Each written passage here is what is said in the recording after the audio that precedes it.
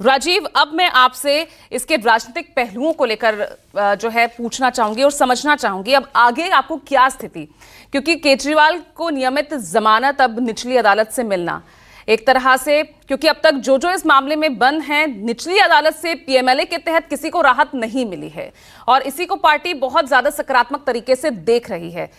कितना ये बूस्टअप यहां पार्टी के लिए, सरकार के लिए, जब दिल्ली में पानी जैसे कई मुद्दे उठ रहे हैं, उधर दिल्ली विधानसभा चुनाव, क्योंकि 6 महीने पहले ही विधानसभा चुनाव से 6 महीने पहले अरविंद केजरीवाल का बाहर आना, किस तरह से आप देख रहे हैं, किस तरह के राजनीतिक समीकरण अब बनते नजर आएंगे?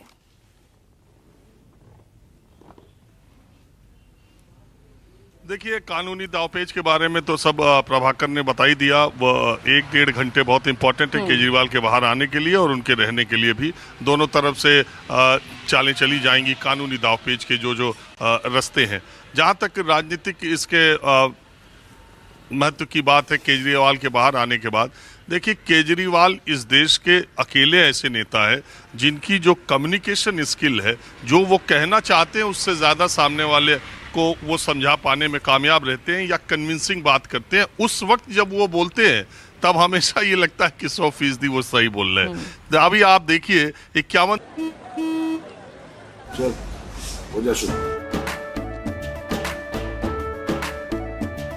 केसरिया से मन जोगी हुआ रे, दिल झूमे देखो पतवारा हुआ रे, दिल झूमे देखो पतवारा हुआ रे। हर पल मनाओ केसरी त्योहार।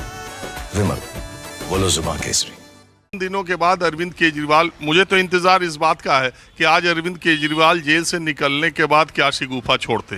पहले 51 दिनों के बाद जेल से निकलते ही उन्होंने 3-4 बातें ऐसी कही जो भले नतीजों के स्तर पर आपको दिल्ली में दिखाई ना दे रहा हो, लेकिन इसका पूरे लोकसभा चुनाव में बहुत असर पड़ा। पहली बात जो उन्होंने कही वो ये कि 220 से 230 सीटें आएंगी भारतीय जनता पार्टी की। वो कभी उन्होंने नहीं कहा कि 150 पे सिमट जाएगी, 200 से अंदर होगी या इतनी होगी।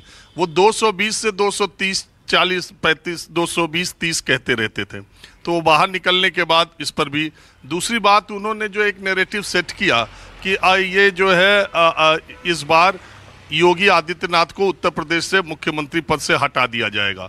उत्तर प्रदेश में इस बात की चर्चा तब से लेके, उस दिन से लेके, जिस दिन केजरीवाल ने कहा, उस दिन से लेके आज तक ये चल रही है कि अब योगी आदित्यनाथ 2017 तक अपना कार्यकाल पूरा कर पाएंगे या नहीं कर पाएंगे। ये भी अरविंद केजरीवाल का ही फेंका हुआ शिगुफा था। इसके अलावा अरविंद केजरीवाल ने जो ये बात कही कि ये प्रधानमंत्री 75 साल के अगले साल हो जाएंगे और गृह मंत्री अमित शाह के लिए वोट मांग रहे हैं, बीजेपी को सफाई देने के लिए आधे घंटे के भीतर आना पड़ा। तो तमाम वो बातें जो वो संविधान बदल देंगे, ये आखिरी चुनाव है, ये सारी बातें जो अरविंद केजरीवाल ने जेल से निकलते वक्त कही थी और लगातार बोलते रहे थे, उसका दिल्ली के चुनाव पर असर भले न पड़ा हो, लेकिन लोकसभा चुनाव में उन बातों की चर्चा और उसका असर साफ साफ दिखाई पड़ा था। अब अरविंद केजरीवाल आएंगे तो अब तो लोकसभा के चुनाव हो चुके हैं और निश्चित मानिए कि दिल्ली सरकार और आम आदमी पार्टी इस वक्त बहुत दबाव में है, क्योंकि वो तमाम कोशिशों के बावजूद, भारतीय कांग्रेस से हाथ मिलाने के बावजूद दिल्ली में कुछ न कर सकी। 7 सीटें भाजपा जीती है और वहाँ पर पंजाब में आम आदमी पार्टी का भी प्रदर्शन सरकार रहने के बावजूद उससे कहीं ज़्यादा अच्छा कांग्रेस का प्रदर्शन रहा है। कांग्रेस मजबूत हो तो ये आम आदमी पार्टी के लिए खतरे की बात भी है। और अब नतीजों के आने के बाद तुरंत ही ये ऐलान हो गया कि ये सिर्फ लोकसभा चुनाव के लिए गठबंधन था। लोकसभा चुनाव के बाद कोई गठबंधन नहीं है, यानी दिल्ली के विधानसभा में कांग्रेस अलग और आम आदमी पार्टी अलग चुनाव लड़ेगी। तो अब स्थितियां किस तरीके से बदलती है अगले 6 महीने में, दिल्ली का चुनाव उनके लिए सबसे ज़्यादा महत्वपूर्ण है। अरविंद केजरीवाल के जेल में रहने से इसका प्रतिकूल असर उनकी पार्टी पर पड़ता, क्योंकि संयोजक भी अपनी पार्टी के वही हैं, संगठनकर्ता भी वही हैं, चेहरा भी वही है, रणनीतिकार भी वही हैं और शिगुफे छोड़ने में सबसे नंबर 1 भी वही हैं।